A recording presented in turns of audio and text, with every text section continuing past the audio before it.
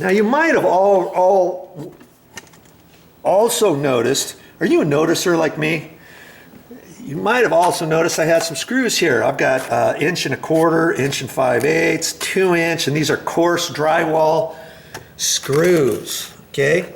See, these are 2 inch, and see there, coarse thread. I always like to use coarse thread into wood. You can get these with fine threads too. If you get some with fine threads, they're really not supposed to be used for wood. Okay, you can in a pinch, but I always like to try to get the coarse ones because usually when you're working in residential conditions, you've got mainly wood that you're dealing with all the time. And I use these for all kinds of stuff. Usually I carry 1 1/4 inch, 1 5/8, 2 inch, 2 1/2, 3 inch. And did you know these types of drywall screws, you can even get them as short as 1 inch. And I'm like, I don't know why anybody would ever use 1 inch, but once upon a time, a few months ago, well, about a year ago, I needed some 1 inch, believe it or not. The 1 1/4 were too long for what I was using. Went to the store, son of a gun, they had 1 inch. And so I'm gonna use these for the mounting bracket. And if you remember, you saw that plastic anchor up there, see that? And I don't know where my mounting screws are. When I took that out, I put all my screws together, and son of a gun, I'm not sure exactly where they're at now. And I think the sheetrock screws can work in there. And remember, that other hole goes up into a wood joist. That one right there goes up into a wood joist. So I can screw that, and that other one I should be able to screw in there fine. I'm gonna test it out. And I'm pretty sure just a regular sheetrock screw will go up in that plastic anchor up there. And I'm just gonna, let's see where we at. Let's just, I'm just gonna get up there and check it out. I'm pretty sure this drywall screw will screw up in there. Yeah, see? It's funny too, if you look at a plastic anchor like that, you would think a really super big screw goes in there, but not so. Not so, okay? So that's the first thing I'm gonna do is put this bracket up, and geez, maybe I'll just kind of hold it up there now and go ahead and do it, eh? Let's see here. Oh, and these wires, I believe, are the light switch is turned off. I'm gonna have to check that here. I don't really like working on hot light fixtures, hot wires. You really shouldn't work with hot wires. Granted, I got the wire nuts on there in case anybody hit the light switch from before. And I'm not even sure. I think that light is hooked up to some other lights in the kitchen. So I've got all the light switches turned off, I believe.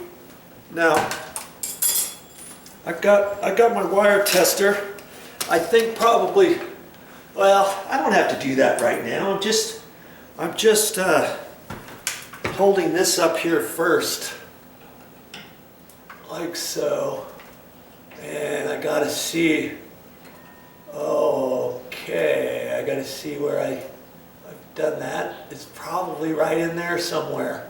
I'm pretty sure, yeah, because see my screws for this are facing this direction, and I look at the light fixture, and I'm pretty sure that's what I want. Before I get rambunctious, let's just look at that here real quick. You see there's 2 screws on there, and as I hold it up there, I want them going that direction. I don't want them coming out this direction because I want this facing this direction once it gets up there. Okay? And so everything looks fine. Hey, worst case scenario, all you'd have to do is undo your screw, your little bracket later, if you had to, you know. And so I'm just gonna get up here. And screw this puppy in. And I'm not gonna use my my drill for this or anything. I see there's two holes up there, but I'm pretty sure it's that one and not that. Yeah, pretty sure about that.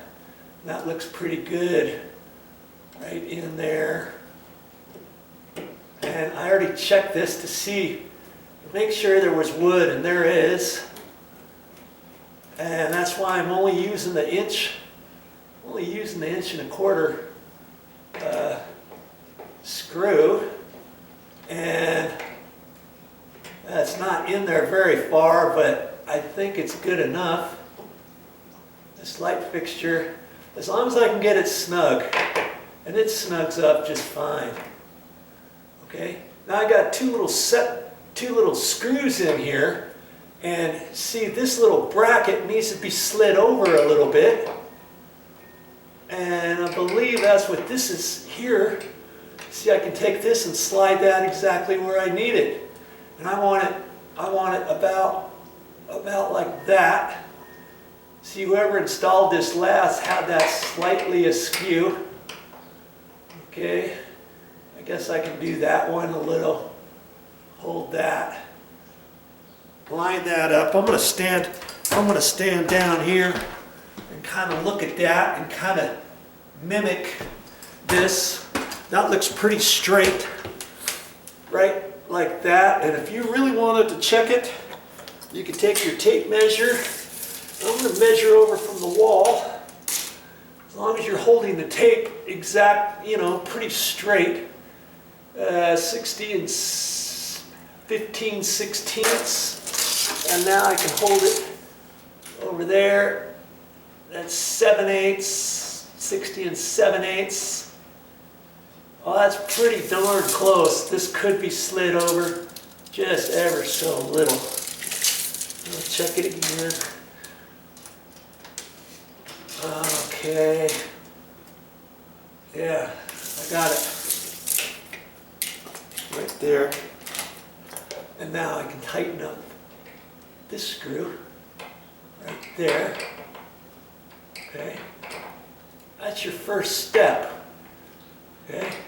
Now granted, not all light fixtures are mounted this way. I would not recommend mounting it this way.